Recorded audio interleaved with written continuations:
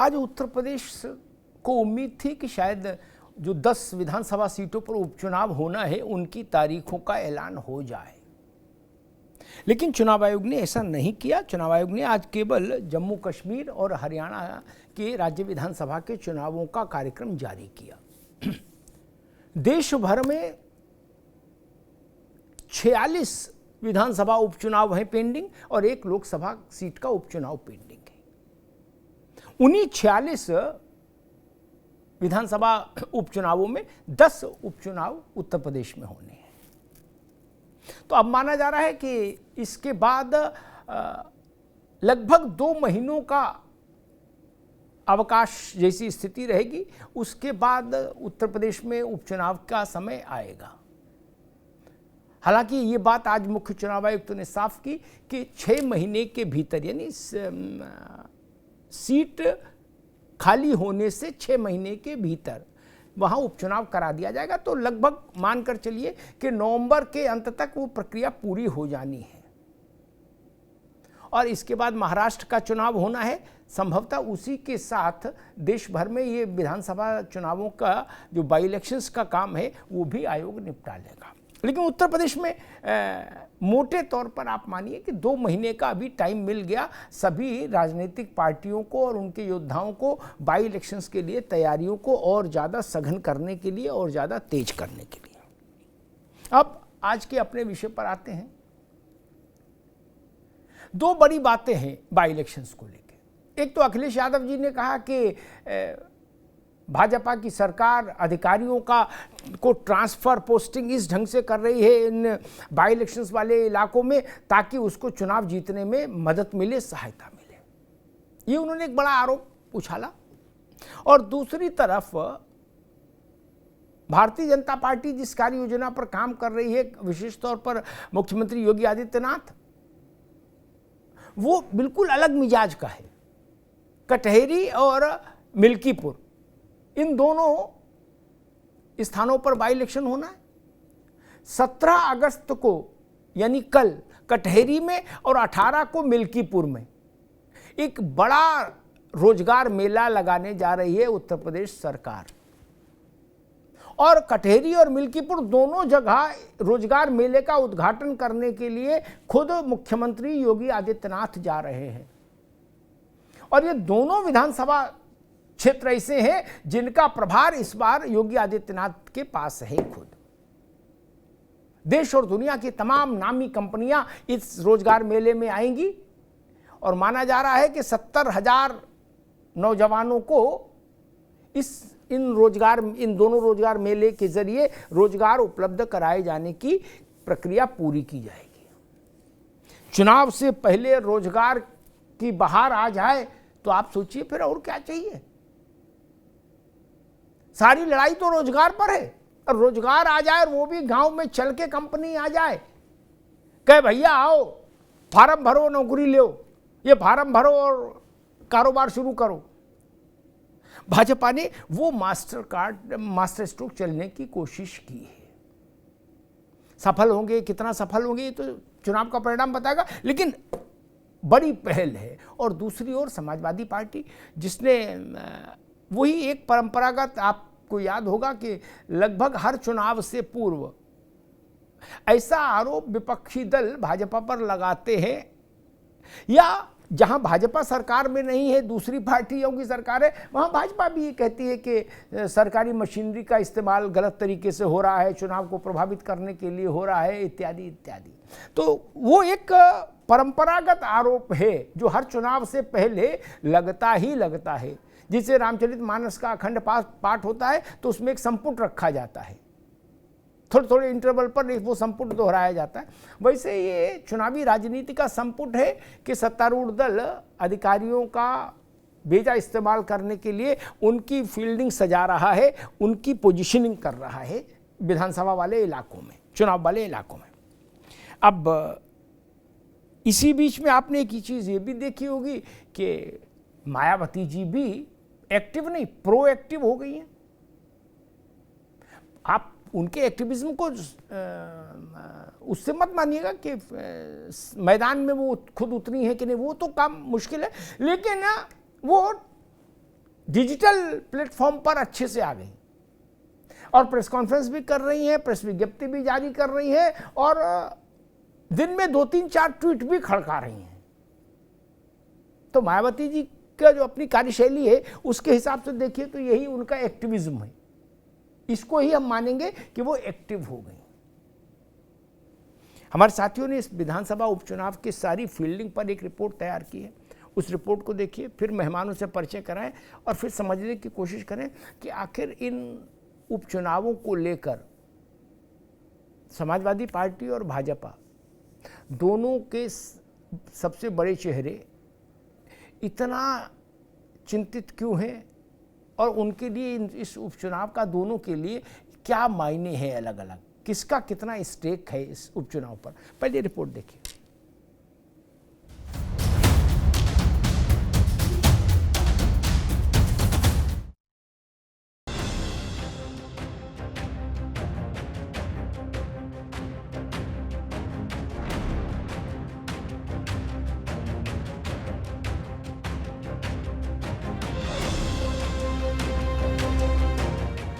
उपचुनाव की बिसात पर एक खबर ने खलबली मचाई कि जहां जहां उपचुनाव है वहां से यादव और मुस्लिम अधिकारी हटा दिए गए हैं। सियासी गलियारों में इस मुद्दे पर गदर शुरू हुआ तो सपा मुखिया अखिलेश यादव भी मोर्चे पर आ गए। सरकार पर ब्लेम लगाते हुए कहा कि अधिकारियों के जरिए गेम जीतना चाहती है सरकार, लिहाजा हम चुनाव आयोग का दरवाजा खटखटाएंगे। उपचुनाव जब भी आएगा जनता भारतीय जनता पार्टी को हराएगी। ये अधिकारियों के माध्यम से चुनाव जीतना चाहते हैं। अधिकारियों को हटाना, अधिकारियों की पोस्टिंग करना, अपने मनमर्जी जो उनके लिए बूथ का काम करें अधिकारी उनको पोस्ट कर देना, इसकी शिकायत समाजवादी पार्टी चुनाव आयोग को करेगी। सपा मुखिया अखिलेश यादव के इस बयान ने उपचुनाव के घमासान को और घनघोर कर दिया। सरकार पर वार किया था तो पलटवार भी होना ही था। बीजेपी का तंज है कि ये हार से पहले की हताशा है। 10 सीटों के इस दंगल में अयोध्या की मिल्कीपुर सीट पर भी मुकाबला होना है। मिल्कीपुर और कटेरी की कमान खुद सीएम योगी ने संभाल रखी है। सीएम योगी आदित्यनाथ यहाँ 15 दिनों में 2 दौरे कर चुके हैं। वहीं 17 और 18 को अंबेडकर नगर और अयोध्या में बड़ा रोजगार मेला लगने वाला है, जिसमें करीब 150 प्रतिष्ठित कंपनियां 70,000 से ज्यादा लोगों को रोजगार का मौका देंगी। इसका शुभारंभ खुद सीएम योगी करेंगे। उपचुनाव से पहले ये बड़ा दांव माना जा रहा है और इसको लेकर विपक्षी खेमे में बेचैनी भी दिखाई दे रही है। कोई भी आ जाए, दुनिया की कोई ताकत लगा दे, दुनिया की कोई ताकत लगा दे, मिल्कीपुर चुनाव में कुछ भी नहीं कर पाएंगे। हम जानते हैं इनके पास पुलिस है, इनके पास सरकार है, उसका ये नंगा नाच करेंगे, खुला प्रदर्शन करेंगे, पूरी तरह इस्तेमाल करेंगे, सरकारी धन का, सरकारी मशीनरी का खुल्ला करेंगे। लेकिन इतिहास इस बात का गवाह है, जब सरकार और जनता में लड़ाई हुई है तो सरकार हारी है, जनता जीती है, ये इतिहास गवाह है।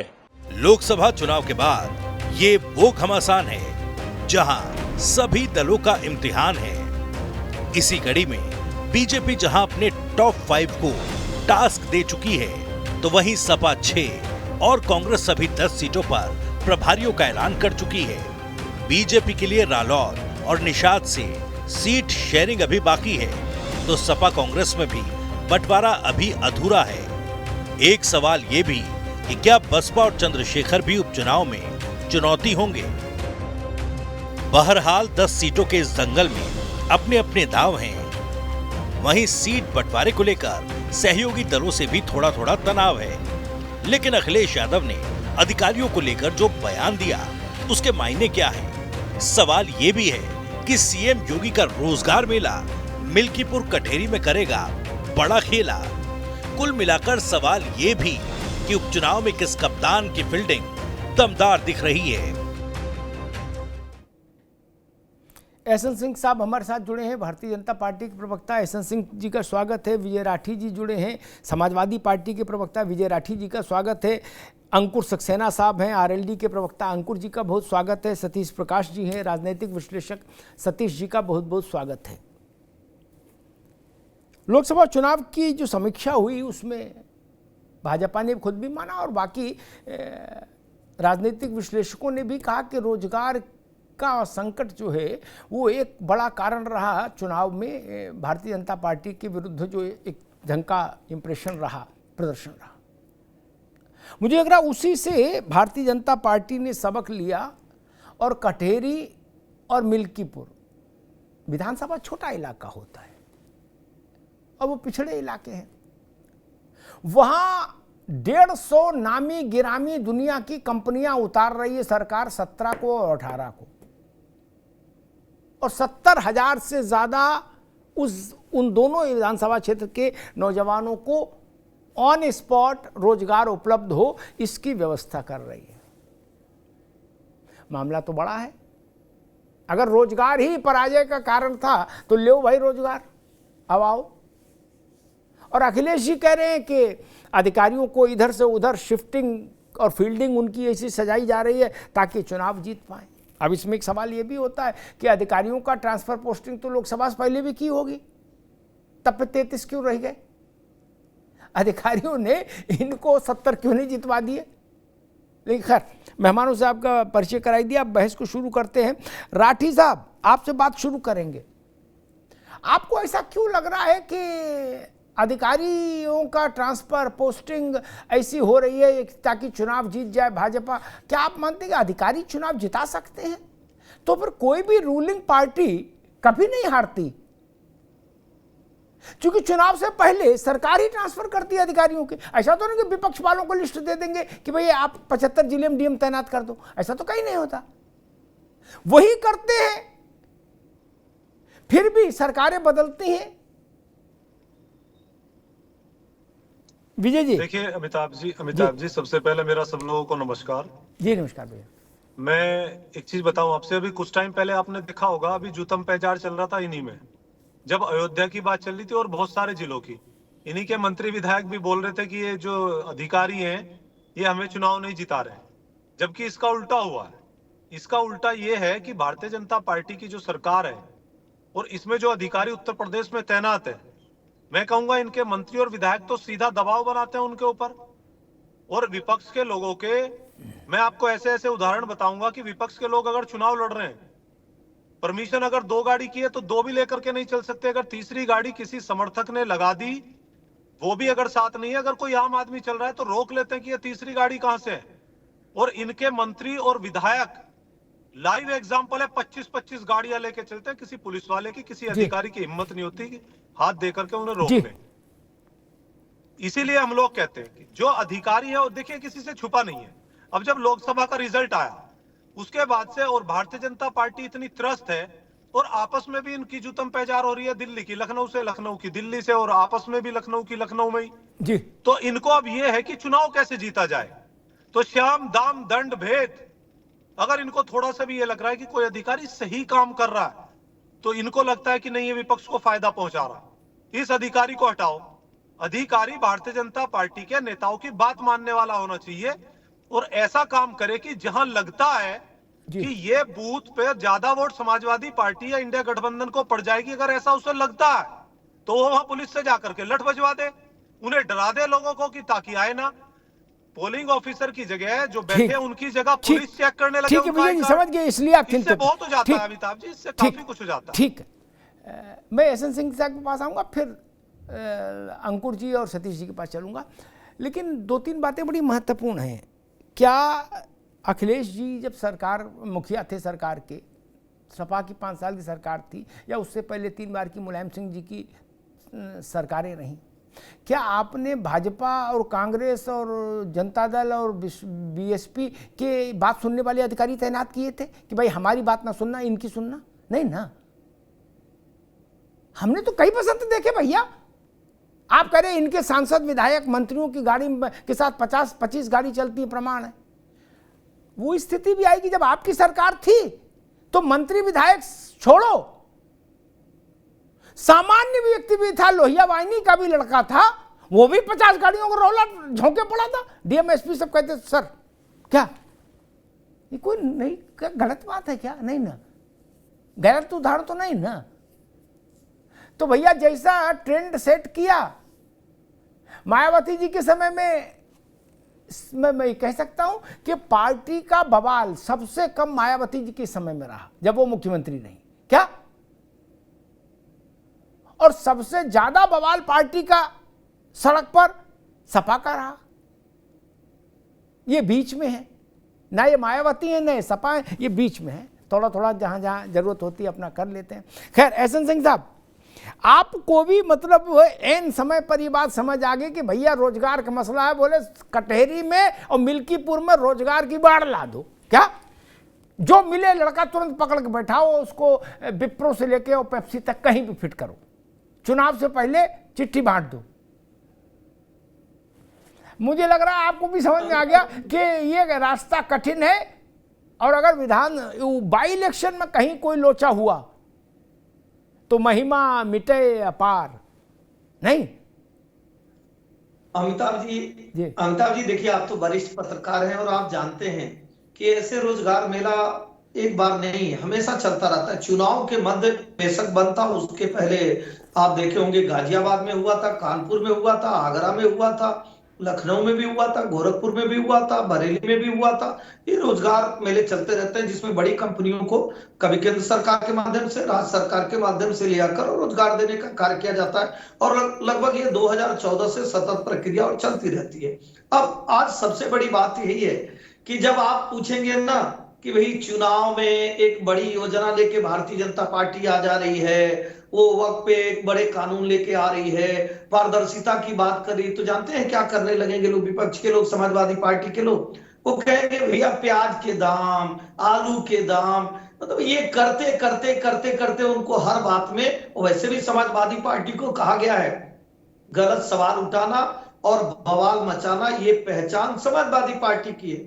सवाल सही नहीं, सही सवाल उठाए तब तो सब लोग खुश होंगे, लेकिन गलत सवाल उठाना और बवाल मचाना पहचान किसकी? समाजवादी की। और वो हमारे साथ नहीं, वो अपने पिता के साथ भी ऐसे करेंगे, चाचा के साथ भी करेंगे, भाभी के साथ भी करेंगे, जनता के साथ भी करेंगे और हमारे साथ भी करेंगे। ये तो इनका नेचर और इनका सिग्नेचर हो गया, जो चेंज नहीं होता है, जिसको हम स्वीकारते हैं कि ऐसा करेंगे। जब कोरोना कालखंड में वैज्ञानिक दवा बनाते हैं तो भी कहते हैं कि नहीं तो भारतीय जनता पार्टी की दवा। तो इस नाते जनता को विश्वास है कि समाजवादी पार्टी की बातों पर नहीं जाना है, नहीं तो अभी पीडीए की बात करेंगे और उसी अयोध्या में पीड़िता भी है और पिछड़ी भी है, वो उसकी बात नहीं करते। अब देखिए हम आते हैं चुनाव पर कि हमने इस समय दिया विधानसभा में आदरणीय मुख्यमंत्री जी और हमारे सभी वरिष्ठगण कह चुके हैं, हम अमिताभ जी के वरिष्ठ जो पत्रकार हैं उनकी जिम्मेदारी से उनके चैनल पर कह रहा हूं कि जो बसपा की सरकार थी और जो सपा की सरकार रही, दोनों मिला के जितना रोजगार दिए उतना प्रत्यक्ष रोजगार, लगभग 7 लाख प्रत्यक्ष रोजगार भारतीय जनता पार्टी की सरकार ने दिया। विधानसभा में आदरणीय मुख्यमंत्री जी ने भी कहा, और 2 करोड़ अप्रत्यक्ष रोजगार दिया गया। वो कैसे? बुनियादी ढांचे में विकास करके, काशी का कॉरिडोर बन रहा है, गंगा एक्सप्रेसवे बन रहा है, रैपिड रेल बन रहा है, डिफेंस कॉरिडोर बन रहा है, मूल की फैक्ट्री लग रही है, खाद के कारखाने लग रहे हैं, 20 चीनी मिलों की क्षमताओं में वृद्धि हो रही है, सैमसंग की कंपनी आ रही है। इस तरह से 2 करोड़ रोजगार दिए गए भारतीय जनता पार्टी की सरकार में। रही बात चुनाव में जीत और हार की, तो निश्चित तौर पर जनता कभी कई नीतियों को पसंद करती है, कई को नहीं पसंद करती। इससे इतर एक बात जरूर कहूंगा, इस बार जो है वो जो जाति की दीवार थी ना, वो विकास की दीवार से थोड़ी बड़ी कर दी गई। उसमें 8500 का एक भ्रम फैलाया गया कांग्रेस के द्वारा।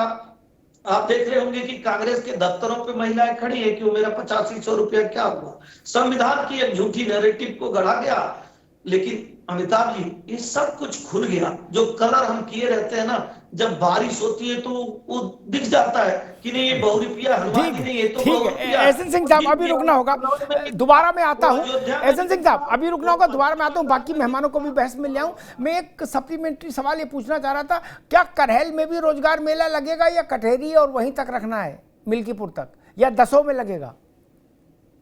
अमिताभ जी देखिए, रोजगार मेला ऐसा नहीं है कि फला जगह लगेगा फला जगह नहीं लगेगा। यहां तक कि सांसदों के डिमांड पे भी रोजगार मेले कंपनियों के द्वारा लगाए जाते हैं, जैसा कि आप जानते हैं, हमने कहा। तो ये सभी जगह पूरे संपूर्ण उत्तर प्रदेश में ये रोजगार मेले चल रहे हैं और संपूर्ण भारत में ये रोजगार मेला चल रहा है। कंपनियों को बुलाया जाता है, वहां रोजगार दे, चूंकि वहां पे ठीक है। ऐसे सिंह जी, अरे रुक जाओ भाई, रुक जाओ। ये सब बातें अच्छी हैं, ये सब आंकड़े ठीक हैं कि, लेकिन जमीन पर रोजगार एक समस्या थी, चुनौती थी, संकट था। और हम नहीं कह रहे, जो 15 पन्नों की तमाम मंथन के बाद भाजपा ने रिपोर्ट तैयार की, समरी, उस रिपोर्ट में ये बात लिखी। मेरे कैसे ना मानो, अपनी रिपोर्ट तो मानोगे जिसमें भूपेंद्र चौधरी ने दस्तखत किए और जो दिल्ली दे के गए। मैं पन्ने बता रहा हूं 15। जब उसमें लिखा तो अब की, इसीलिए तो मैंने कहा शुरू में, आप आंकड़ा कोई भी दे दो कि 1960 से मेला लगा रहे हैं, ठीक है, कहां मेला लग रहा, कौन मेले में खेला कर रहा, कुछ नहीं पता। अब आपने इस बात को समझा तो आपने कहा भाई चलो सबसे पहले शुरुआत करो मिल्कीपुर और कटहेरी से। और विधानसभा छोटा सेगमेंट है, जैसा मैंने कहा, अगर आप वहां 70,000 जॉब क्रिएट कर देते हैं तो मेरी समझ ये ऐसा कहती है कि पूरा की पूरा समाजशास्त्र ही बदल जाएगा, पूरा की पूरा राजनीति शास्त्र ही बदल जाएगा। ये समाजवादी पार्टी को चिंतन इस पर जरूर करना चाहिए। अगर 17 अगस्त को कटहेरी में और 18 को मिल्कीपुर में जो तैयारी है वैसा हो गया तो बड़ी बात हो जाएगी। अगर पर्चा आउट होने से भाजपा को नुकसान हुआ, नौजवान खिलाफ हुआ, तो नौकरी मिलने पे नौजवान इनके साथ भी हो जाएगा, फिर उस इलाके का तो हो ही जाएगा कम से कम, और दूसरे इलाके के लोग आशान्वित हो जाएंगे कि गुरु हमको भी हो सकता है। इसलिए मैंने कहा था ये बड़ा मास्टर स्ट्रोक है। सतीश प्रकाश जी, बाई इलेक्शन में बसपा सामान्यता नहीं लड़ती थी, वो मानती थी कि अपनी शक्ति का अपव्यय है, केवल मुख्य चुनाव, आम चुनाव में ही उतरेंगे। लेकिन इस बार मायावती जी वक्त से पहले से तैयार हो गई हैं, उन्होंने ऐलान कर दिया कि हम लड़ेंगे और मजबूती से लड़ेंगे, और वो भी एक्टिव दिख रही हैं। जिस ढंग से जैसे सोशल प्लेटफॉर्म्स पर वो एक्टिव रहती हैं, वहाँ वो एक्टिव दिख रही हैं। और बाकी उन्होंने अपनी पार्टी के कार्यकर्ताओं से कहा है कि आप घर घर जाइए और मेरा संदेश लोगों तक बताइए, समझाइए। ऐसी बात चंद्रशेखर रावण भी कह रहे हैं कि भाई हम भी 10 सीटों पर लड़ेंगे और पूरी मुस्तैदी से लड़ेंगे। आपको क्या लग रहा है कि जो दलित वोट बैंक है, इसके चंद्रशेखर अभी तक उनकी पार्टी को क्लेमेंट भले ही न माना जाता हो, लेकिन नगीना जब वो जीत कर आए हैं तो स्वाभाविक परिस्थितियां बदली। जो लोग उनको गंभीरता से नहीं लेते थे वो भी अब गंभीरता से लेने लगे कि भाई हाँ कुछ तो बंदे में दम है। नगीना जी, और वो है वो नगीना जहां मायावती जी गई, जहां आकाश गए चंद्रशेखर को हराने के लिए, फिर भी जीत गया। तो आपको क्या लगता है दलित वोट और ये बाई इलेक्शन का समीकरण, ऊंट किस करवट बैठेगा, बसपा की सक्रियता और चंद्रशेखर की सक्रियता?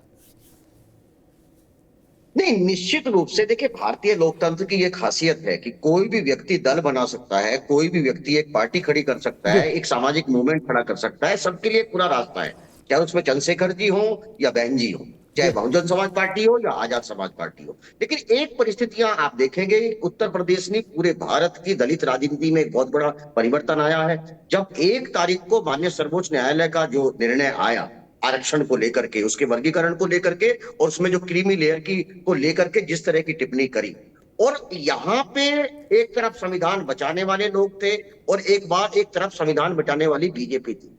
चलो, बीजेपी से तो ये उम्मीद की नहीं जा सकती थी, उसके सॉलिसिटर जनरल ने वहां जाकर के इस तरह का वहां तथ्य रखे, कहीं ना कहीं उसको आरक्षण के वर्गीकरण के ऊपर कहीं ना कहीं सहमति जताई। लेकिन ऐसे समय में उत्तर प्रदेश में अगर आप देखेंगे, 2 लड़कों की जोड़ी रही, एक तरफ संविधान उनके हाथ में था, एक तरफ वो कह रहे थे कि संविधान मिटने नहीं देंगे, आरक्षण को हम खत्म नहीं होने देंगे।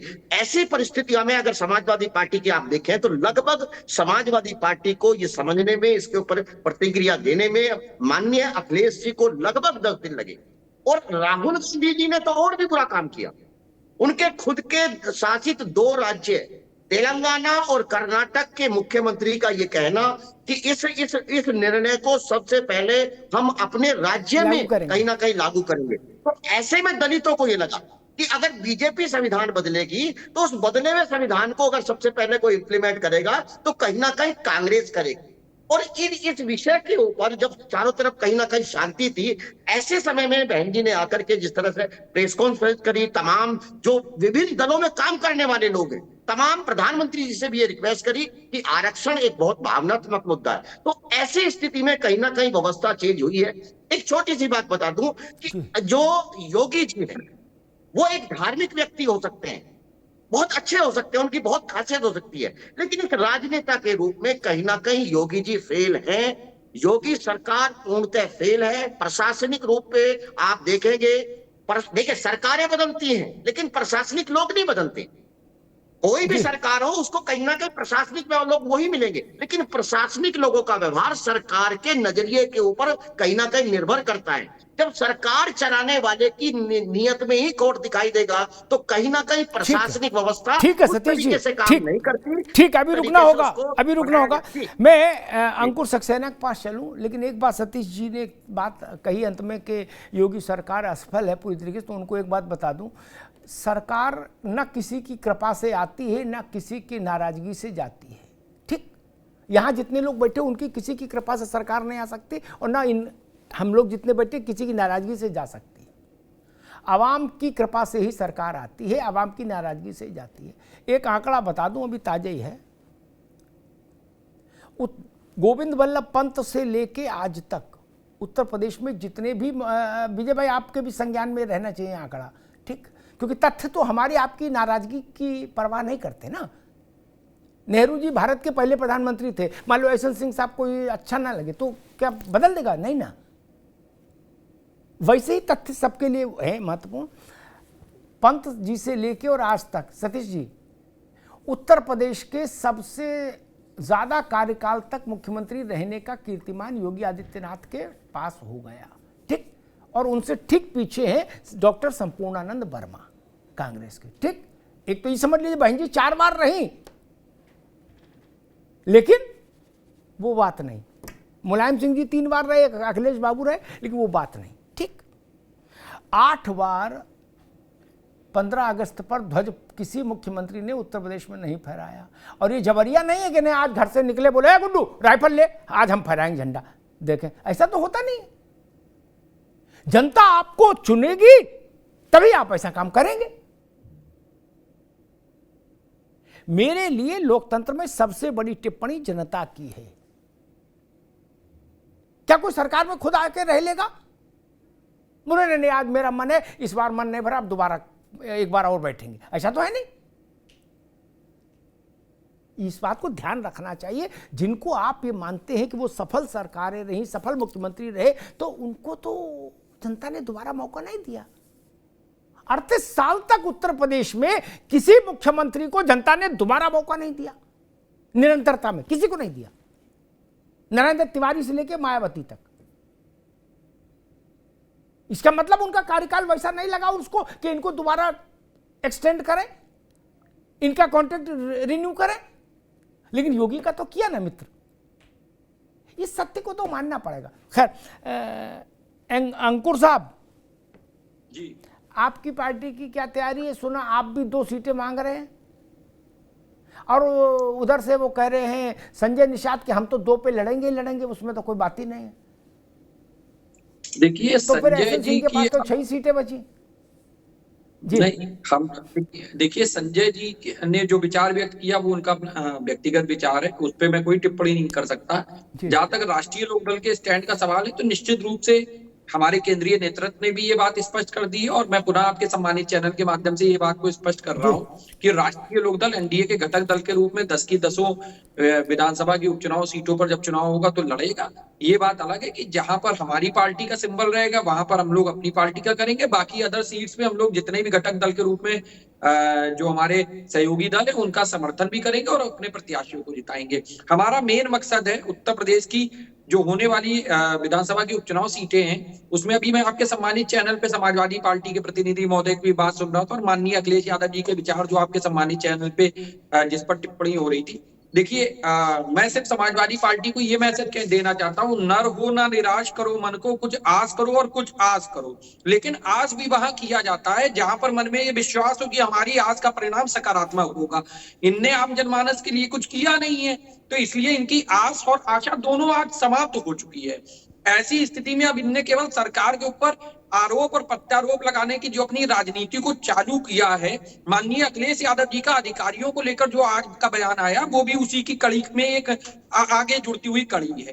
तो कहीं ना कहीं समाजवादी पार्टी, और मुझे तो बड़ा आश्चर्य होता है कि अब उत्तर प्रदेश में एक बड़ी ये भारतीय जनता पार्टी और एनडीए पे टिप्पणी कर रहे हैं। आज की डेट में तो इनकी जो कांग्रेस है वो 6 सीटों पे प्रभारी घोषित कर चुकी है, तो क्या समाजवादी पार्टी मात्र 4 विधानसभा उपचुनाव सीटों पर लड़ेगी? तो इसका मतलब है अब तो समाजवादी पार्टी और कांग्रेस की जो वास्तविक राह है, जो वास्तविक चेहरा है, वो आम जनमानस के समक्ष परिदृश्यत हो रहा है ना। आम जनमानस को ये बात नजर आ रही है कि इनका जो हम लोगों ने स्टार्टिंग में बात कही थी कि समाजवादी पार्टी और कांग्रेस का जो गठबंधन है ये एक तरीके से ठगबंधन के रूप में आम जनमानस के पास केवल लोकसभा चुनाव के हेतु आया है।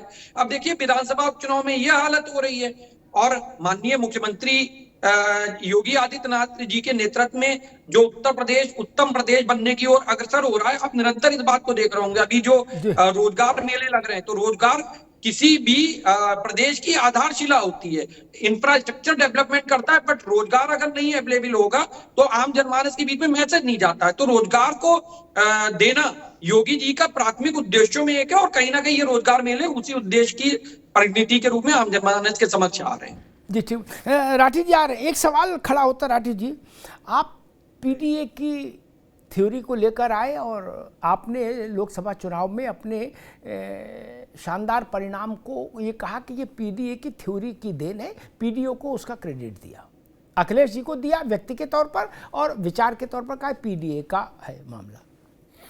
अभी मैं एक वीडियो देख रहा था, वहाँ आजमगढ़ में गए थे धर्मेंद्र यादव, उनकी मौजूदगी में धैतेरे की हो गई। एक वो नफीस अहमद क्या नाम है उनका, मुस्लिम में मिले आपके, वो बोले हमको बोलने नहीं दे रहे क्योंकि हम मुसलमान हैं,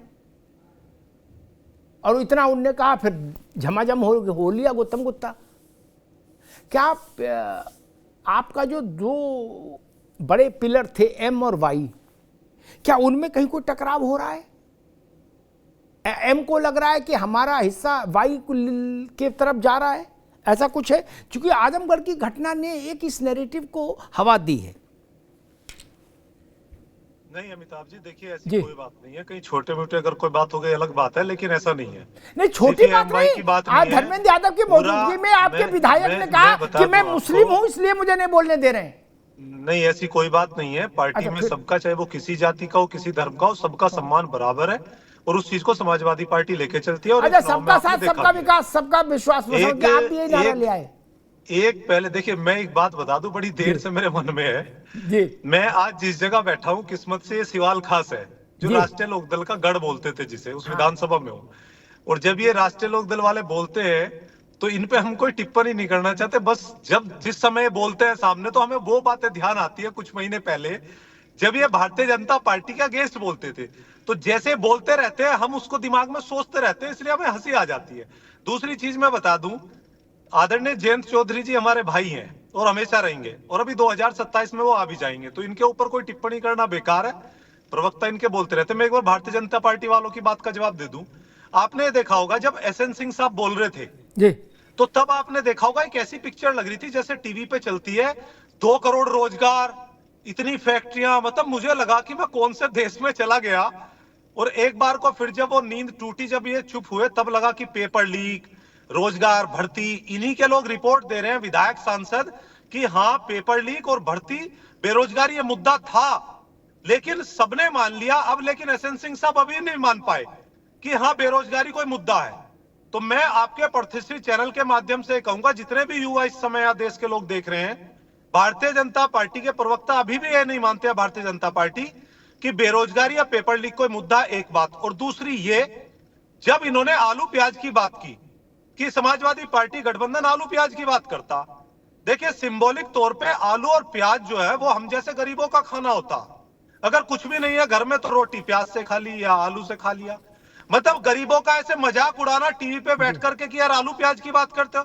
भाई पनीर आप खाते हैं और प्याज तो चलो आपकी फाइनेंस मिनिस्टर निर्मला ताई प्याज नहीं खाती, हम जैसे लोग तो खा लेते हैं। गरीबों का खाना है, टीवी पे बैठ के क्या गरीबों का मजाक उड़ाओगे आप? क्या पनीर खाएंगे? पनीर गरीब की जनता जो है वो खा लेगी क्या? आप दिल्ली वाले और लखनऊ वाले तो खा सकते हैं। हो सकता है मुख्यमंत्री जी हमारे मेवा खाते हो, बादाम खाते हो, काजू खाते हो, कुछ शायद आपको भी हाथ लग जाता हो, लेकिन क्या गरीबों का मजाक उड़ाओगे? और इसी मजाक के कारण आप लोगों को ये नतीजे देखो भैया विजय राठी एक मिनट रुको, पहले वो जो वीडियो, अरे रुको भाई, जो चित्र चल रहा है उसको देख लो। ये नफीस अहमद विधायक है, उसकी तरफ भाव मुद्रा देखो कैसे ललकार रहा है, देख लो। नहीं हो सकता है, बिल्कुल बिल्कुल और आप कुछ नहीं देख लो। नहीं हम उन चीजों को सही कर लेते हैं अमिताभ जी, उसमें हमें कोई दिक्कत नहीं है, हम लेकिन हम सबका करते हैं। यही समीकरण था जो हमें जिता करके लेके। एक और मैं लास्ट बात बोल दूं, देखिए हम झूठ नहीं बोलेंगे। अगर ये चुनाव से पहले 70,000, 80,000, 1 लाख रोजगार देना चाहते हैं तो हम तो उसका स्वागत करेंगे। हम चाहते हैं लोगों को रोजगार, हम आलोचना करने वाले नहीं कि अगर रोजगार दे रहे उस पर भी आलोचना करें। आप हमसे अच्छा काम करिए और जीत लीजिए, हमें दिक्कत नहीं है। हमें अपना उत्तर प्रदेश के युवाओं के लिए रोजगार चाहिए। एसएन सिंह जी धन्यवाद जी। ठीक बात। देखो कि कौन काजू खाता है, कौन रोटी खाता, कौन बाजरे की रोटी खाता, कौन मक्के की रोटी खाता, इस पर टिप्पणी मुझसे बचो, है ना, क्योंकि सच्चाई बड़ी कड़वी है। क्या जो नेता हो गया भैया, सबके लिए कह रहा हूं, क्या हमने अधिकांश नेताओं का नाश्ता देखा है, खाना देखा है विजय राठी जी, क्या इसलिए उन पर टिप्पणी ना किया करो, छोड़ दो। सबका जलवा जलाल वही है, इसलिए ठीक है। हाँ एसएन सिंह साहब क्या कह रहे भाई? वो कह रहे कि अगर आप नौकरी दे रहे तो रोजगार दे रहे हो तो हम तो स्वागत करेंगे कि चलो उत्तर प्रदेश के लड़कों को रोजगार तो मिला। अमिताभ जी पहले तो हमको किसी विषय से हटना नहीं है और किसी चीजों से मुकरना नहीं है। अमिताभ जी हमने कहा कि इस देश में बहुत सारे मुद्दे हैं, लेकिन जब कहा जाता है यूसीसी की बात, जब भ्रष्टाचार की बात कही जाती है तो ये कहते हैं कि बेरोजगारी और महंगाई के नाते ध्यान हटाने की बात करते हैं, आलू प्याज की बात करते हैं। हमने ये कहा, लेकिन देखिए समाजवादी पार्टी ने आज भी अपने चाल और चरित्र को दिखा दिया। अरे समाजवादी पार्टी और अपराधी का इतना गहरा रिश्ता है ना अमिताभ जी, इतना गहरा रिश्ता है जितना पानी और मछली का रिश्ता है, जितना प्राण और वायु का रिश्ता है। बिना वायु के प्राण रह नहीं सकता, बिना पानी के मछली रह नहीं सकती। नहीं तो रोजगार देने की बात थी तो रोजगार केवल मुख्तार अंसारी के लिए थे क्या? कि आपने चाहा तो मछली बन गई, आपने चाहा तो तालाब खुद गया, आपने चाहा तो मदरसे से लड़की आ गई प्रयागराज में, आपने चाहा तो मुकदमा हुआ, नहीं चाहे तो नहीं हुए। सब लोगों ने देखा नोएडा के एक बड़े आईएएस अधिकारी को आके पीटता।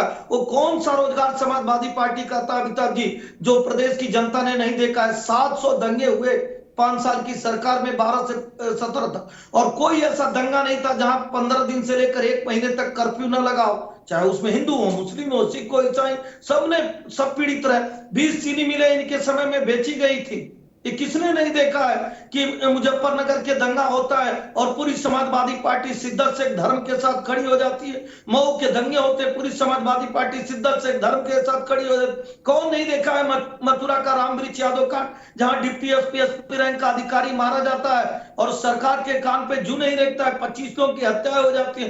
निश्चित तौर पर रोजगार देने का कार्य वो सरकारें करती हैं जिसको जनता दोबारा 37 साल का, जो आपने कहा ना कि जनता जनार्दन होती है, जनता तय करती है। आप हमें हमारी चीजों को नहीं स्वीकारेंगे क्योंकि आप सिमी के समर्थन करने वाले हैं, आप आतंकवादियों को छोड़ने वाले लोग हैं। जो वाराणसी में, कानपुर में, अयोध्या में विस्फोट कराता है, भाईचारे के नाम पर उसको छोड़ने का गुस्सा आ गया एसएन सिंह साहब को। लगता है मैंने आपकी कोई दुखती नब्ज छेड़ दी, गुस्सा आ गया आपको एसएन सिंह साहब। लगता है आपकी कोई दुखती नब्ज छेड़ दी मैंने, गुस्सा आ गया आपको।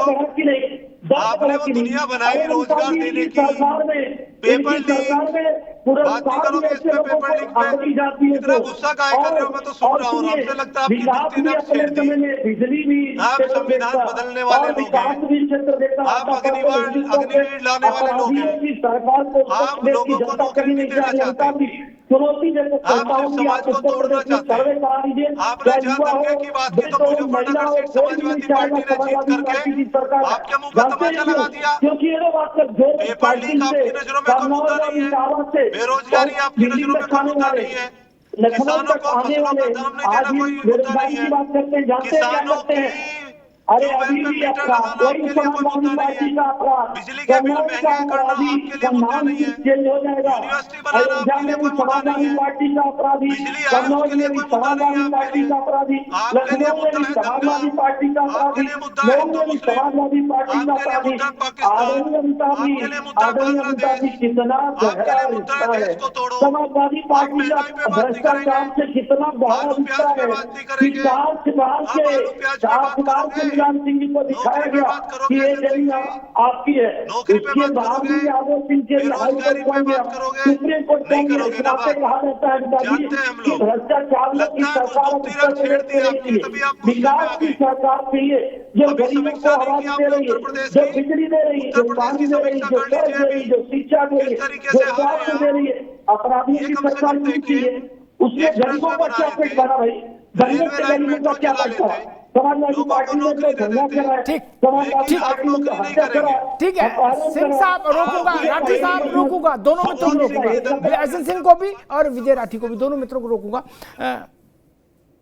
सतीश जी, सुप्रीम कोर्ट का जो ऑब्जर्वेशन था, उस ऑब्जर्वेशन को लेकर जो सुगबुगाहट तेज हुई, उसके बाद भारतीय जनता पार्टी के एससी और एसटी वर्ग के सांसद प्रधानमंत्री से मिले और प्रधानमंत्री ने उनको आश्वस्त किया कि जो व्यवस्था संविधान में है सरकार उसी पर चलेगी आगे, आप चिंतित न हो। और फिर ये बात कैबिनेट में भी डिस्कस हुई और वहाँ भी प्रधानमंत्री ने कैबिनेट में भी यही कहा कि हम कोई व्यवस्था बदलने नहीं जा रहे, जो संवैधानिक व्यवस्था है वही चलेगी।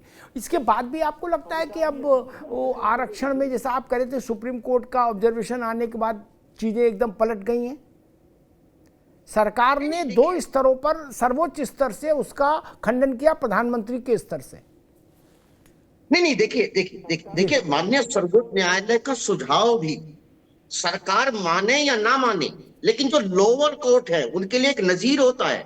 सरकार के सिर्फ आश्वासन देने से नहीं, कहीं ना कहीं इस देश के गरीबों अमिताभ जी, वो मैं तो अपनी बात ही नहीं कर पाया, बीच में बोलते रहे, मैं तो आ रहे हैं आपके एसएन सिंह साहब, आएंगे आपके पास, आएंगे। एक मिनट रुकिए, एक मिनट जी। समाजवादी पार्टी के मित्र का 10 सेकंड का जवाब देना चाहूंगा। बिल्कुल आएंगे। बोल चुके थे जी, ये जरूर कहना चाहूंगा कि 4 बार बहन मायावती जी ने अपने अलावा 5 ऐसे चीजों को जी। ठीक सतीश जी, सब कुछ बोल नहीं देखिए आप और कुछ जी, राठी जी रुक जाओ जी। विजय जी बीच में बोलने की आदत ठीक है, अभी केवल सतीश जी की आवाज, अभी सबकी आवाज रखिए, केवल सतीश जी की आवाज जी। करने की आदत समाजवादी पार्टी, लूटने की आदत समाजवादी पार्टी। भैया रुको, एसएन सिंह जी अभी रुक जाओ भाई, एक मिनट अभी रुकिए सतीश जी। आदरणीय अमिताभ जी, यही बात तो उनके लिए जी। नहीं, देखिए सिंह साहब, आप 1 सेकंड में मैं अपनी बात करूं, उसके बाद आप ही बोलना। देखिए, आरक्षण इस देश के दलितों का अस्तित्व का मैटर है। देश के प्रधानमंत्री जी का ये कहना ठीक है, आपने कहा, और उन्होंने कहा कि ये माननीय सर्वोच्च न्यायालय का सुझाव है। सुझाव सिर्फ सरकार के लिए है, लोअर कोर्ट के लिए वो सुझाव नहीं है। लोअर कोर्ट के लिए बाकायदा नजीर है, वो उसको पेश करेंगे। एक बात। दूसरी बात, देश के प्रधानमंत्री जी अगर चाहते इस देश के दलितों की अगर भावनाओं से था, तो आपने लोकसभा को तत्काल अगले दिन ही आपने निरस्त कर दिया।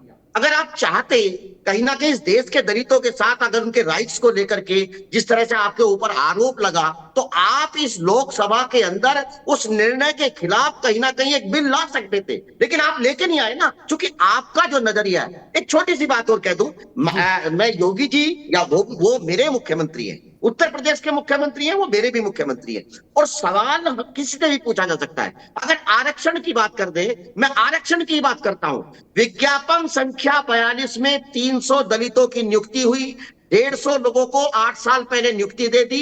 बाकायदा 150 लोग की फाइल हाईकोर्ट से होने के बावजूद भी माननीय मुख्यमंत्री ने बाकायदा उस फाइल को दबा के रख लिया, और बाकायदा उस पर कहीं ना कहीं नियुक्ति को रोक के रखा है। ये सिर्फ पेपर आउट नहीं कराते, देखिए ये भी एक सच है कि एक बेरोजगार आदमी अगर फार्म भरता है, उसका खर्चा मालूम है कितना आता है? वो परीक्षा देना जाता है, 3 या 4 हजार रुपए एक आदमी खर्च करता है। जब एक एक पद के लिए 3-3 बार पेपर आउट होंगे, पेपर कैंसिल होगा, तो एक बेरोजगार आदमी जिसके पास कोई साधन नहीं है, वहां उसको देखेंगे एक सरकार को लगभग सिस्टम उससे लगभग 5 से 10 हजार रुपए वसूल लेता है। तो मेरा कहना यह है कि देखिए एसएन सिंह जी, मैं इसमें कहीं कोई दो राय नहीं, योगी जी अच्छा काम करें, योगी जी लोगों को रोजगार दे, मुझे कोई दिक्कत नहीं, हम उत्तर प्रदेश के लोगों का स्वागत करेंगे। लेकिन ये भी आपको सच्चाई मानना पड़ेगा कि जब योगी जी की पहली सरकार आई, पहली घोषणा 25 दिन में गड्ढे भरवा देंगे, आज तक वो गड्ढे खाली पड़े हैं। अब सड़कों के अंदर गड्ढे नहीं है, अब गड्ढों में लोग। सतीश जी अभी रुकना होगा, सतीश जी अभी रुकना होगा, अभी रुकना ना, आगे बात आगे। एसएन सिंह आप क्या रिस्पॉन्ड करना चाह रहे, फिर मैं अंकुर सक्सेना के पास जाऊंगा जी। देखिए दो चीजें, हम समाजवादी पार्टी के मित्र की भी 10 सेकंड की बात है, 10 सेकंड पहले बहुजन समाजवादी पार्टी की कहता हूँ। देखिए ऐसा नहीं है कि जनता ने आपको नहीं सुना, जनता ने 4 बार आपको सर आंखों पर बैठाने का कार्य किया, लेकिन आप चारों बार मिला के 2.5 लाख रोजगार दिए हैं, तो अंक गणित आज 7 लाख प्रत्यक्ष रोजगार जिसको विधानसभा में कहा गया मुख्यमंत्री जी के द्वारा आम विकास, वो रोजगार अगर अरे समाजवादी पार्टी के मित्र आप बीच में उस समय भी बोले, अब भी बोले, अभी केवल एसएन सिंह की आवाज जाएगी जी। अपना दिखाना चाहते हैं आप, क्या अपराधवादी चरित्र दिखाना चाहते हैं कि मतलब हम किसी को बोलने नहीं देंगे, हम किसी को कार्य नहीं देंगे, यही तो कार्य आप करते हैं। आपकी थोड़ी सी सीट क्या आपकी अयोध्या में अत्याचार, कन्नौज में अत्याचार, अब चैनल पर अत्याचार, अब एसएन सिंह के साथ अत्याचार, अब जनता के साथ क्या बताना चाहते हैं? मैं सवाल बहुजन समाजवादी पार्टी से पूछना, बीच में आप मैंने कहा बहन जी 4 बार मुख्यमंत्री रही, 5 ऐसे कार्य गिराइए जो बहुजन के लिए किए, लेकिन आप करोड़ों की माला पहनेंगे। आप, मैं कह रहा हूँ मैं पर्वत के माल में रहूं, उससे बहुजन का क्या हो जाएगा? बहुजन के घर में आवास देने का, उसमें बिजली लगाने का, शौचालय देने का, अच्छी सड़कों का, कानून व्यवस्था सुंदर करने का कार्य कौन किया? तो भारतीय जनता पार्टी की सरकार ने किया। रही बात समाजवादी पार्टी की, समाजवादी पार्टी के मित्र को कहना चाहूंगा, आज भी सर्वे करा के देख लीजिए, उत्तर प्रदेश की जनता आदरणीय अमिताभ जी कभी समाजवादी पार्टी की सरकार अब उत्तर प्रदेश में नहीं बनाने वाली है, क्योंकि समाजवादी पार्टी की सरकार ने जो अत्याचार किया और जो दिख रहा है कि अगर हिंदुओं पे अत्याचार हो रहा है, चाहे वो बांग्लादेश में हो चाहे दुनिया के किसी भी देश में, तो नहीं बोलने वाले हैं। तो जिस तरह से इस देश का बंटवारा धर्म के आधार पर किन्हीं कारणों से हो गया, अगर समाजवादी पार्टी या दूसरे की सरकार बन जाएगी तो जाति के आधार पर बंटवारा कर देंगे लोग। तो मुझे नहीं लगता है कि देश या प्रदेश की कोई भी जनता इतनी मूर्ख है जो समाजवादी पार्टी सरकार जी। एसएन सिंह अब रुकना होगा। अंकुर भाई आ रहा हूँ आपके पास, एक सवाल राठी जी से ले लूँ। राठी जी रुक जाओ, हाथ तो नीचे करो, उसमें फ्लो टूटता है। सतीश प्रकाश ने शायद कहा था या अंकुर सक्सेना ने कहा कि अखिलेश जी को आरक्षण वाले मसले पर बोलने में 10 दिन लगे, ट्वीट करने में, बोलने में, एक ट्वीट करने में 5-7 लाइन का, और राहुल जी को उससे भी ज़्यादा, उनकी पार्टी उससे भी आगे निकल गई। उनकी पार्टी के 2 मुख्यमंत्रियों ने फौरी तौर पर ऐलान ठोक दिया कि यही है राइट चॉइस, जो सुप्रीम कोर्ट ने कहा हम तुरंत लागू करेंगे, कोई माइकल लाल नहीं रोक सकता। राठी साहब। जी, मैं भी यही सोच रहा था अमिताभ भाई की उनका जवाब देना रह गया था। देखिए मैं एक चीज बता दूं, एक चीज तो आपके डिबेट पे साफ है कि हम भी ये बात बोल रहे हैं कि भारतीय जनता पार्टी आरक्षण संविधान खत्म करना चाहती है, लेकिन वो तो आप पे आरोप लगा रहे हैं, वो कह रहे हैं भाई आपकी नीयत साफ नहीं है। उसी पे आ रहा हूँ। मैं ये कह रहा हूँ कि हम भी भारतीय जनता पार्टी को बोलते हैं और बहुजन समाज पार्टी की तरफ से अगर वो बोल रहे हैं तो वो भी भारतीय जनता पार्टी को बोल रहे हैं। एक चीज तो साफ है कि इसका मतलब बीजेपी खत्म करना चाहती। अब सवाल आता है कि उसे बचा कौन रहा। देखिए आप ही खुद बोलते हैं, आप ही के चैनल पे मैं सुनता हूं, बहन जी तो निकलती नहीं है। अब जब बहन जी नहीं निकलती, चलिए वो नहीं निकलती, उनके प्रदेश अध्यक्ष भी नहीं निकलते, मैं जहां बैठा हूं यहाँ के जिला अध्यक्ष भी नहीं निकलते, ब्लॉक अध्यक्ष फलाना कौन है हम नहीं जानते। और हम भी आज जिस काम से यहाँ हम भी यही हैं कि एससी समाज के घर में प्रतिनिधि मंडल के रूप में हम लोग आज भी हैं, और या तो हमारा प्रतिनिधि मंडल जाता है या हमारे राष्ट्रीय अध्यक्ष जाते हैं। अब ये बताइए संविधान आरक्षण को बचाने का काम कौन करता? उत्तर प्रदेश में अगर बहुजन समाज पार्टी है उसके कार्यकर्ता नहीं निकलते तो हम तो निकल रहे हैं ना। रही बात ये, हम लोग संविधान आरक्षण बचाने के लिए प्रतिबद्ध हैं और राष्ट्रीय अध्यक्ष जी ने कहा है आने वाले समय पे हम इसके लिए चाहे धरना प्रदर्शन करना हो, लेकिन हम इसे बदलने नहीं देंगे। ठीक है भाई, रुक जाओ एसएन सिंह। मैं अंकुर जी आपके पास आ रहा हूँ, अब बाकी कहीं नहीं जा रहा हूँ अभी। जी आरक्षण की स्थिति ये कर दी राजनेताओं ने और पार्टियों ने अपने राजनीतिक स्वार्थ में कि रस्सी का सांप बना दिया। क्या बोले आरक्षण खत्म हो रहा है, आरक्षण, मैं फिर दोहरा दूं, कई बार दोहरा, कोई माई का लाल आरक्षण खत्म नहीं कर सकता। बात समाप्त हुई, लेकिन समाप्त होगी नहीं, क्योंकि आरक्षण खत्म हो रहा है, आरक्षण पर डाका डाला जा रहा है, आरक्षण की लूट हो रही है, ये कह के ही तो पार्टी चलेगी। इसी से करना धरना कुछ नहीं है। एक अभी ना ना ना ऐसे नहीं। आरक्षण जो कभी, अरे रुक जाओ भाई, जिन्होंने जीवन, पूरे राजनीतिक जीवन में एक बार धरना प्रदर्शन नहीं किया, एक बार जेल यात्रा नहीं की, वो सबसे ज्यादा योद्धा बन रहे हैं। करे बचाने के निकलेंगे, कैसे निकलोगे, क्या करोगे, ट्विटर पर खेलोगे हैं? आओ धरना दो, जाओ जेल, लाठी खाओ, है साहस? नहीं भाई, गए नहीं, कभी देखी नहीं जेल, गूगल में नहीं देखी, जेल क्या जाएंगे? अब वैसे भगत सिंह बन रहे हैं, बोले नहीं ईंट से ईंट बजा देंगे, क्रांति कर देंगे। हैं? क्या क्रांति कर दोगे? अयोध्या में दलित परिवार की 12 साल की बिटिया, आपने क्रांति कर दी? आपने अयोध्या में क्रांति की? और नहीं की तो कहां है क्रांति, उसको पकड़ के लाओ। बसपा ने कर दिया अयोध्या में क्रांति, बहन जी गई थी अयोध्या, बोली नहीं मैं सरयू में ही बैठी रहूंगी जब तक ऐसा नहीं होगा, ऐसा कुछ किया उन्होंने? नहीं ना, सोचा जगी, थोड़ा ठीक हुआ, किसी सतीश प्रकाश टाइप के सलाहकार ने सलाह दे दी भाई ने कि आप एक ट्वीट खड़का दो, बोले ठीक है, खड़का दिया।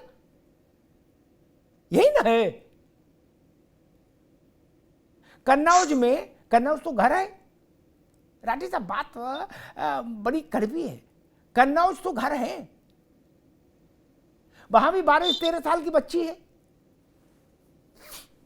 नवाब सिंह यादव का शिकार हुई। जो आपका प्रतिनिधिमंडल, आपके अध्यक्ष, आप सब लोग गए क्या वहां कन्नौज? कन्नौज बलिया नहीं है, गाजीपुर नहीं है, क्या मुजफ्फरनगर नहीं है, वो घर है, देहरी से देहरी मिली है, वहां से नेताजी लड़े, वहां से डिम्पल जी लड़ी, वहां से अखिलेश जी लड़े, अभी वहीं से हैं।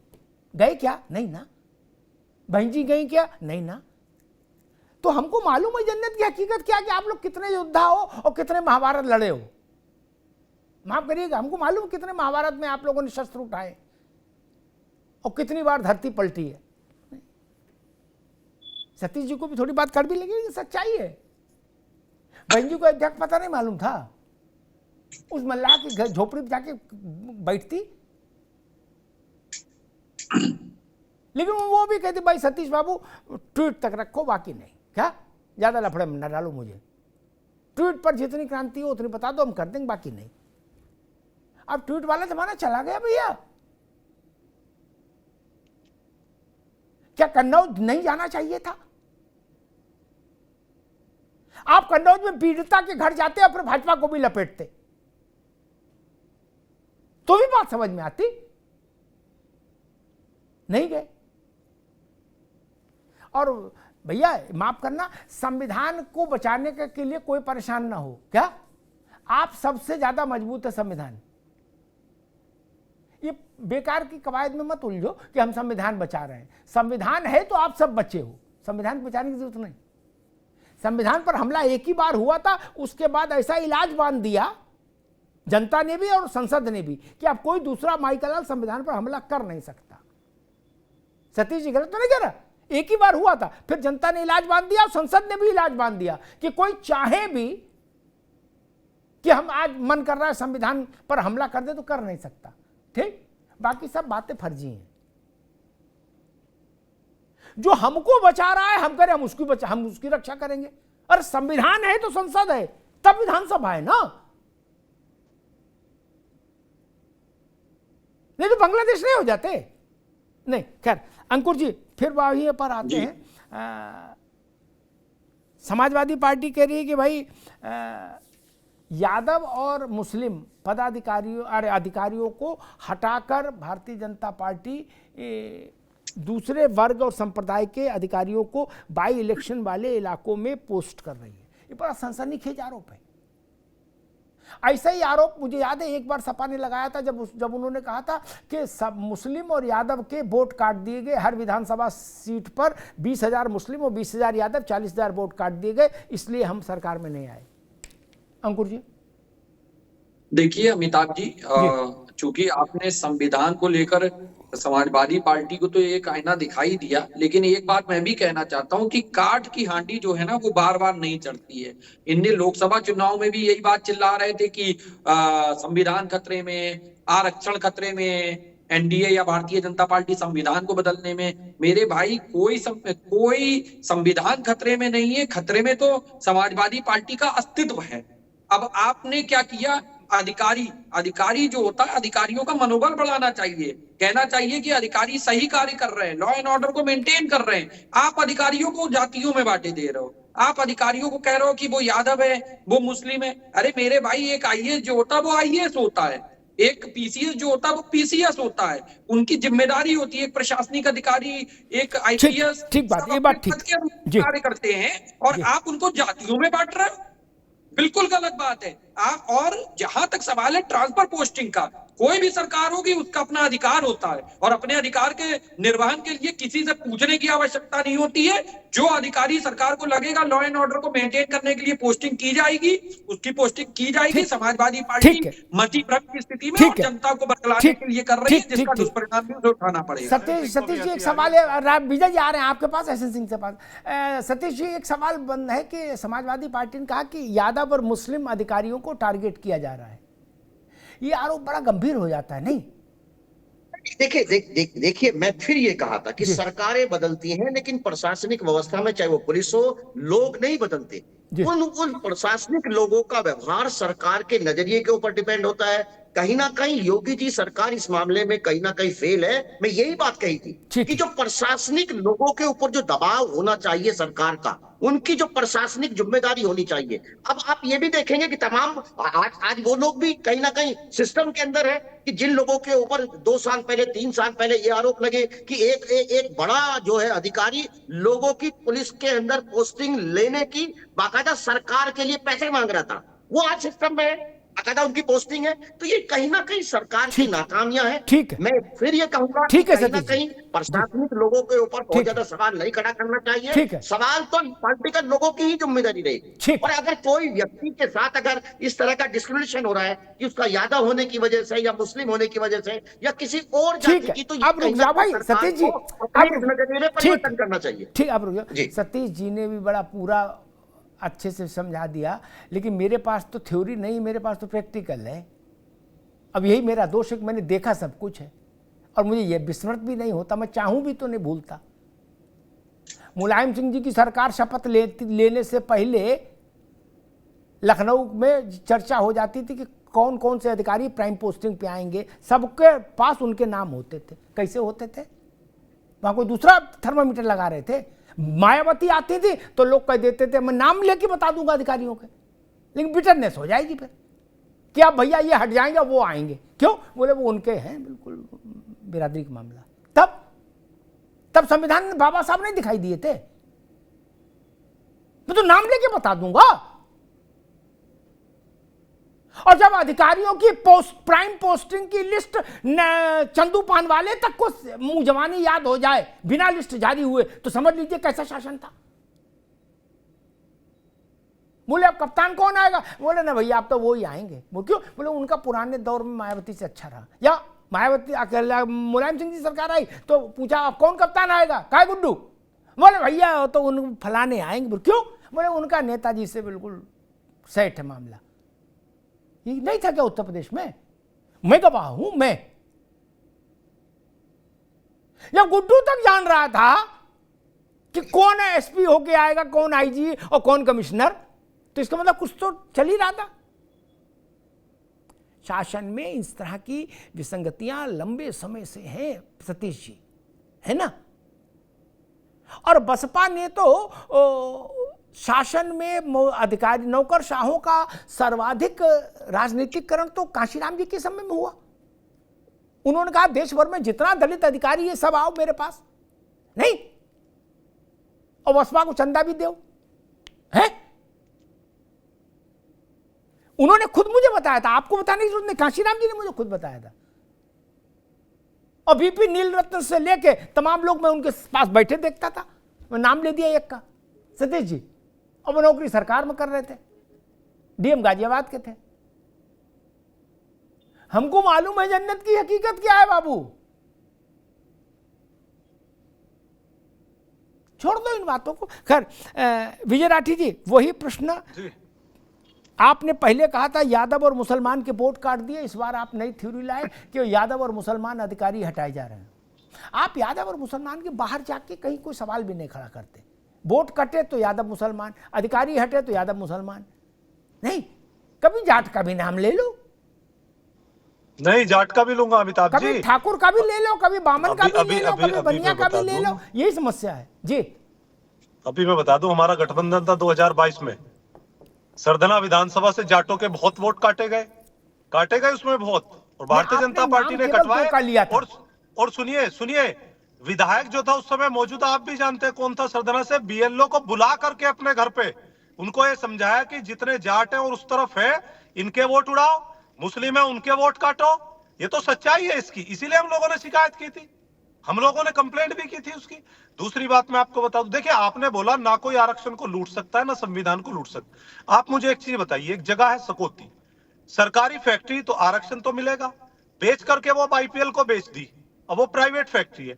अब अगर उसमें भर्ती हो इंजीनियर की, बताइए उसमें आरक्षण लगेगा कि नहीं लगेगा? उसमें आरक्षण नहीं लगेगा, तो ये तो लूट लिया आरक्षण। इस आरक्षण को बचाने के लिए तो हम कहते हैं, और आरक्षण की देन हमारे संविधान में, तो लूट गया हमारा संविधान। ठीक, जब सरकारी कंपनियां बिक जाएंगी, ठीक, आगे बात। अब समय कम है बाबू, समय कम है। दो सेकंड बात कर दूं। एसएन सिंह जी के मन की बात है, एसएन सिंह जी भी मुस्कुरा रहे हैं भाई, उन्हें ये लग रहा है आरएलडी के प्रवक्ता नहीं है, भारतीय जनता पार्टी के प्रवक्ता है। लेकिन फिर भी मैं इन लोगों से कहूंगा कि 2027 नजदीक है, अंकुर सक्सेना जी इस चीज को ध्यान रखे, शायद पश्चिम में नहीं बैठते, हम लोग ज्यादा बैठते हैं, इतनी तेजी से नहीं पलटते। हम तो अब चवन्नी भी नहीं कहते, क्योंकि हमारे तो भाई है वो, और आप ही के लोगों ने, आगे बात, उसी समाज भैया आते हैं हम लोग, खूब हम लोग समाजवादी पार्टी को जी। एसएन सिंह साहब, सेकेंडरी की मान्यता भी जो जैसा पढ़ा रहा था उसको वही सुनने की आदत होती है। तो मैं कहूंगा अखिलेश कौन सा आता, मन बुद्धि कौन सा आता, सब लोग साथ हैं। छोटी छोटी बातों को छोड़िए, मैं एक चीज कहता हूँ, हमारे महापुरुषों ने ऐसे नहीं कहा था कि जो सन्यासी होता है उससे सुंदर वृक्ष कबहु नहीं फल बखे, नदी न संचेदी, परमार्थ के कारण साधु धरातरी। आज मोदी जी और योगी जी जो परमार्थ के नाते जनता की जो सेवा कर रहे हैं ना, आप देखे होंगे, चाहे वो बहन जी का कालखंड हो, चाहे वो अखिलेश जी और मुलायम जी का कालखंड हो, डीएम और एसपी के पास बोरा और बोरा पहले पहुंच जाता था। आज जिस तरह से योगी आदित्यनाथ जी बाहर के दौरे के लिए जाते हैं, उस समय का दौरा पैसा कलेक्शन का दौरा था। निश्चित तौर पे उत्तर प्रदेश की जनता ऐसे पैसा कलेक्टरों से, ऐसा पैसे कलेक्शन करने वालों से तो सावधानी रहेगी। इसी नाते महापुरुषों ने कहा था कि वृक्ष कबहु नहीं फल बखे, नदी न संचय नीर, परमार्थ के कारण साधु धरा शरीर। योगी जी मोदी जी का जो सपना है वो देश का सपना है, वो प्रदेश का सपना है, वो देश ठीक है सिंह साहब, ठीक है सिंह साहब। अंकुर छोटा सा कमेंट बस। अमिताभ जी, पश्चिम का होने से वफादारी नहीं आ जाती है। पार्टी का 2 दशक से सामान्य कार्यकर्ता था, सामान्य कार्यकर्ता हूं और सामान्य कार्यकर्ता बना हुआ हूं। और जहां तक राठी जी लगातार पश्चिम की बात कर रहे हैं और समाजवादी पार्टी और बाकी बात कर रहे हैं, तो राठी जी आपके नाम में भी यादव या एमवाई फैक्टर नहीं है, इसलिए आप भी आज की डेट में गलत पार्टी में। 2027 में भी हम लोग एनडीए के घटक दल के रूप में उत्तर प्रदेश में चुनाव लड़ेंगे। 27 में देखेंगे बाबू, अभी से लट्ठम ना करो। 27 में फाइल खोलेंगे, अभी नहीं, हाँ तब देखेंगे। मैं एक बात फिर स्पष्ट कर दूं कि भारत से आरक्षण खत्म नहीं हो रहा, ना कोई कर सकता है। मायावती क्या कह रही है, अखिलेश जी क्या कह रहे हैं, ममता जी क्या कह रही है, खड़गे जी क्या कह रहे हैं, वो जाने, वो क्यों कह रहे हैं वो भी आप जानते हो। कोई खत्म नहीं कर सकता, कोई खत्म नहीं कर सकता। और कुछ चीजें बड़ी शार्प होती हैं। एक उदाहरण देता हूं सतीश जी, शहाबुद्दीन साहब तो ये वाले शहाबुद्दीन नहीं, बिहार वाले नहीं, आईएफएस रहे थे, वो बाबरी मस्जिद एक्शन कमेटी के प्रोमिनेंट मेंबर थे।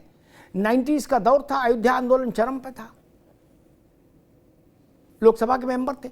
मैंने एक बार उनसे पूछा कि शहाबुद्दीन साहब, अच्छा मान लो आपको प्रधानमंत्री बनाने का बनवा दें, कभी कोई अवसर मिले आप बन जाओ प्रधानमंत्री, तो आप वहां से मूर्तियां हटवा दोगे जन्म स्थान से? तो उन्होंने मेरा हाथ दबाया, बोले नहीं। क्या ये उदाहरण मैंने मालूम क्यों दिया? वैसे ही दिया कि आरक्षण कहीं नहीं जा रहा, ये उतना ही बड़ा सच है।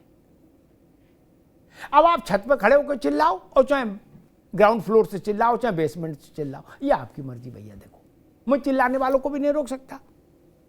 ये कहे आरक्षण बढ़ा रहे हैं, वो आपको घटा रहे हैं, लड़ाई कर लड़ते रहो। तो आरक्षण कहीं नहीं जा रहा, और ये बात दलित भी जानता है, आदिवासी भी जानता है, पिछड़ा भी जानता है।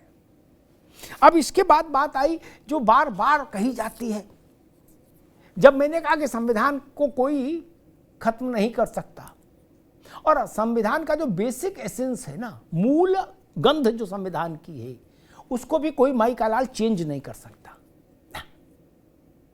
गुलाब को केवड़ा नहीं कर सकते आप ना, गुलाब ही रहेगा। लेकिन फिर राठी जी जैसे लोग उसमें एक निकाल लेते, विपक्ष में है तो उनको भी कुछ तो कहना ही है कि प्राइवेटाइजेशन हो गया।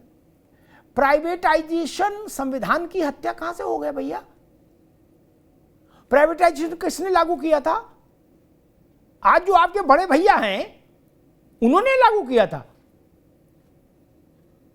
अब वो प्राइवेटाइजेशन सबने माना, क्या मुलायम सिंह, क्या मायावती और क्या राहुल गांधी की पार्टी, किसने नहीं माना? बड़ा बड़ा भाषण लंबा लंबा सब दे रहे हो, गजब कर रहे हो यार। सतीश जी बैठे,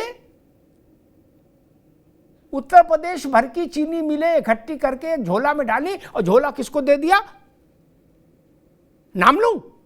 बोले ले जाओ। तब आरक्षण नहीं समझ आया था, अब उसमें कॉलोनी कट रही है। तब आरक्षण नहीं समझ में आया था सतीश जी, तब बाबा साहब की बात भी याद नहीं आई थी, क्योंकि अंधेरे में बात हो रही थी। नहीं, और जिसको झोला दिया वो चतुर आदमी था क्या? गलत कह रहा हूं? आज तक मुकदमा चल रहा, कौड़ियों के दाम अशरफियां बेच दी, नहीं बेची। तब समझ नहीं आया कि आरक्षण खत्म हो जाएगा। अब कहा जा रहा है कि आरक्षण खत्म हो रहा है। भाई, देश में आर्थिक उदारीकरण कब लागू हुआ?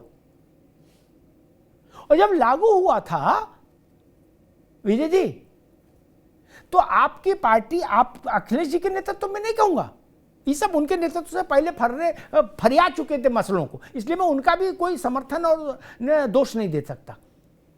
मुलायम सिंह जी की चिट्ठी, दस्तखत उनके ओरिजिनल स्याही वाले पेन से, राष्ट्रपति के यहां रही 10 साल के नहीं रही क्या? कि कांग्रेस की सरकार अच्छी है, इसको हमारा समर्थन है, और बहन जी की भी रही। वैसे मुलायम सिंह को बहन जी में ऐसे थी क्या? लेकिन 5 मिनट के अंतर पे दोनों वहां जाके चिट्ठी दे आए क्या? मैंने कहा अरे बाघ बकरी दोनों एक ही घाट पानी पी रहे। तब अंबेडकर जी की याद नहीं आई थी आप लोगों को? तब आप लोग छत पे नहीं गए संविधान लेके कि नहीं, कौन है भाई का लाल, हम ईंट से ईंट बजा देंगे संविधान के लिए? नहीं बोले नहीं, कांग्रेस सरकार चलने दो। मुलायम सिंह जी ने कहा कि साथ जितनी भी देश में समस्याएं हैं, राठी साहब सुनना बड़ा अच्छा किस्सा है, बोले उन सबकी जड़ कांग्रेस है। मैं मुलायम सिंह जी से अगले दिन मिला, मन नेताजी जब सबकी जड़ कांग्रेस है तो आप तो इससे समर्थन वापस ले लो। तो बोले लो, कैसी बात बता रहे, हमें सलाह दे रहे हो भैया, हमारे वापस लेने सरकार गिरेगी नहीं। अब बोले हमारे पीछे और लग जाएगी सरकार। बोले सरकार के 1000 हाथ होते, हमें फंसवा दोगे। सतीश जी, इसीलिए मैंने कहा था हमको मालूम है जन्नत की हकीकत क्या है। क्या मायावती जी, अगर उनको इतना ही था कि भाई निजी क्षेत्र से आरक्षण खत्म हो रहा है, तो निजी क्षेत्र का सूत्रधार कौन है भारत में जिसने सरकारी व्यवस्था को निजी क्षेत्र की ओर के लिए खोला? नरसिंह राव। और नरसिंह राव के दौर में काशीराम जिंदा थे, सतीश जी, है ना, ये आपको याद होना चाहिए। और मैं उस घटना में एक पत्रकार की हैसियत से उपस्थित था, मेरी आंखों के सामने का है, जब नरसिंह राव और कांग्रेस और बसपा के बीच में अलायंस हुआ था, तब मायावती जी निर्णय नहीं लेती थी, कांशीराम जी लेते थे। क्या तब ये नहीं सोचा आप लोगों ने कि बाबा साहब के नियम से खिलाफ जा रहे हैं, ये तो प्राइवेटाइजेशन कर रहे हैं? तब नहीं सोचा। इसीलिए मैं कहता हूं कि तथ्य बहुत कड़वा होता है और सत्य को न घटाया जा सकता है न बढ़ाया जा सकता है, वो जितना है उतना ही रहेगा। एक शेर था शायद कृष्ण बिहारी नूर का, उसका आशय यही था कि सत्य न घट सकता है न बढ़ सकता है और झूठ की इंतहा ही नहीं। सत्य यह है कि भारत में आर्थिक उदारीकरण कांग्रेस लेके आई नरसिंह राव जी के समय में, और उसको फिर परवान चढ़ाया मनमोहन सिंह जी ने, और उन दोनों सरकारों के समय बसपा भी साथ खड़ी थी और सपा भी साथ खड़ी थी। बोलो सियावर रामचंद्र की जय। तब दलित को ये नहीं पता, ये भी पता है। और फिर मैं तो एक बात कहता हूं, आप में मैं भाजपा के लोग कहें और चाहे कहें सपा के और बसपा के या किसी पार्टी के, जो ये कहते हैं ना कि मैं संघर्ष करूंगा, आग लगा दूंगा, क्रांति कर, मैं उनसे पूछता हूं भैया कभी जेल गए, कभी डंडा खाए हैं, कभी 2-4 दिन भूख हड़ताल किए? कहते यार अग्निहोत्री जी आप भी मजाक करते हो क्या? बोले हम तो प्रेस कॉन्फ्रेंस करते, बाकी ज्यादा लफड़े में नहीं पड़ते। क्या प्रेस कॉन्फ्रेंस से क्रांति होती है क्या? सतीश जी गलत तो नहीं कह रहा? प्रेस कॉन्फ्रेंस और ट्विटर से क्रांति होती तो अंकुर सक्सेना भी क्रांति कर देते, हम भी कर देते। मोबाइल तो सबके पास है, सब लेलिनो मार्क्स हो जाते मित्र। इतना सरल भी नहीं है क्रांति करना। भाषण देना सरल है, क्रांति करना कठिन है। धन्यवाद।